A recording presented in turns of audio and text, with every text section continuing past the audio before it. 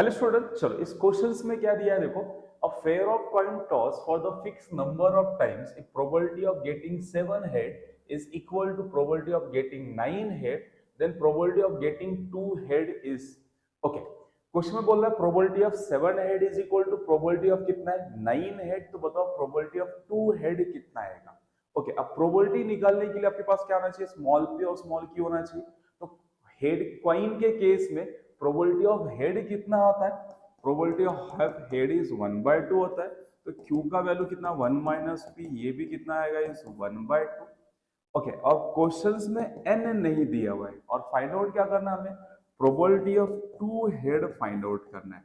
Okay, question बोला probability of 2 head निकालो। Probability of 2 head निकालने के लिए आपको पता होना चाहिए कि n कितना है, आउट ऑफ कितने में से प्रोबेबिलिटी ऑफ 2 हेड निकालना है। तो n नहीं दिया, n सबसे पहले फाइंड आउट करेंगे। और n फाइंड आउट के लिए उन्होंने कंडीशन क्या देके रखा है, दिया है कि probability of 7 head is equal to probability of 9 head. चलो, तो पहले probability of 7 head equal to probability of 9 head दिया है, इसको पहले सॉल्व करते हैं और सॉल्व करके फिर वहां से क्या निकालेंगे n। एक बार n मिल जाएगा तो प्रोबेबिलिटी ऑफ 2 हेड निकाल सकते हैं। चलो, प्रोबेबिलिटी ऑफ 7 हेड के लिए फॉर्मूला सभी को पता रहेगा, नहीं पता तो देखो यहाँ पे। ओके, तो प्रोबेबिलिटी ऑफ 7 हेड के लिए आपको चाहिए यहाँ पे 7।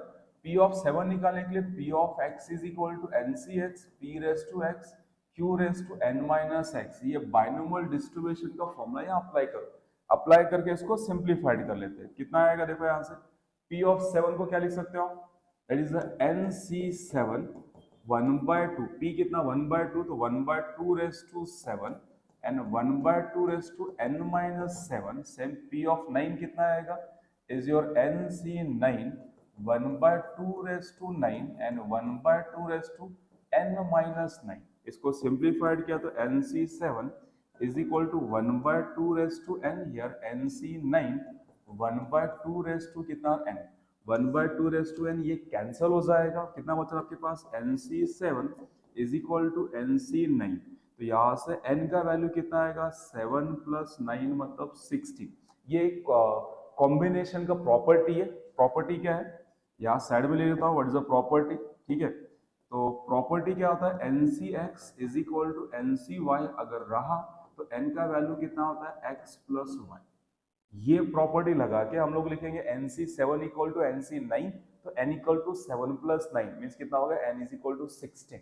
तो हमारे पास जो कंडीशन दिया था उस कंडीशन से हमने क्या निकाल लिया, n निकाल लिया। अब आपको फाइंड आउट क्या करना है, p ऑफ 2 निकालना है। तो p ऑफ 2 निकाल लेते हैं। तो what is the p of 2, तो p ऑफ 2 का फॉर्मूला कैसे निकालेंगे बताओ। p of 2 it is n कितना 16, तो now 16c2 1/2 raise to 2 and 1/2 raise to 16 minus 2। तो 16c2 सॉल्व कर लेना, दैट इज 120 इज 120 और ये क्या होगा 2 और ये आएगा 1/2 रेस टू योर 14। ओके, 16 को मैं क्या लिख सकता हूँ, 16 को सॉरी 120 को क्या लिख सकता हूँ, इट इज 15 इंटू 8 और ये आ गया 1/2 रेस टू कितना आ गया यहाँ पे, इस 1/2 रेस टू 16। यहाँ से 8 इससे कैंसल कर लेंगे तो कितना आएगा, 15 डिवाइड बाय 2 रेस टू 13। आपको समझ में नहीं आया तो इसको ब्रेक कर लो। ऐसे कैसे ब्रेक कर लोगे यहाँ पे, ओके देखो यहाँ पे कुछ स्टूडेंट को शायद कैलकुलेशन समझ में नहीं आता है। कितना है मेरे पास यहाँ पे, लेट कंसिडर यह इज 120 और इसको लिखता है इस कितना आ गया इस 2 और 12 और ये 2 और 14 कितना हो गया इस 16। इसको लिखो 15 इंटू 8 और इसको लिखो यहाँ पे 2 raise to 13 into 2 raise to 3। 2 raise to 3 means 8, इसके साथ cancel. Answer is 15 divide by 2 raise to 13। ठीक है, वेरी सिंपल वे से हम सॉल्व कर सकते हैं। क्वेश्चंस में क्या चल रहा है, सिर्फ ये फॉर्मूले पे चल रहा है। क्वेश्चन अंडरस्टैंड करना है कि क्वेश्चन में गिवन क्या है और पूछा क्या है। तो क्वेश्चंस में बोला probability of 7 head equal to probability of 9 head, तो उसको सॉल्व करके हमने क्या निकाला, n निकाल लिया। n मिलने के बाद फिर क्या चाहिए मुझे यहाँ पे, प्रोबेबिलिटी ऑफ 2। अब ऐसे क्वेश्चंस में जैसे ये आप ये कॉम्बिनेशन की प्रॉपर्टी आपको आनी चाहिए। तो आपको अगर कुछ फॉर्मूले है या कुछ प्रॉपर्टी जो नहीं आता है तो इस वीडियो के डिस्क्रिप्शन में एक फॉर्मूले का लिस्ट दिया हुआ है, आप फॉर्मूले प्रिपेयर कर लो सो दैट इस चैप्टर के सारे पीवाईक्यू इजीली सॉल्व हो सकते हैं। चलो समझ में आया सभी को, थैंक यू फॉर वॉचिंग।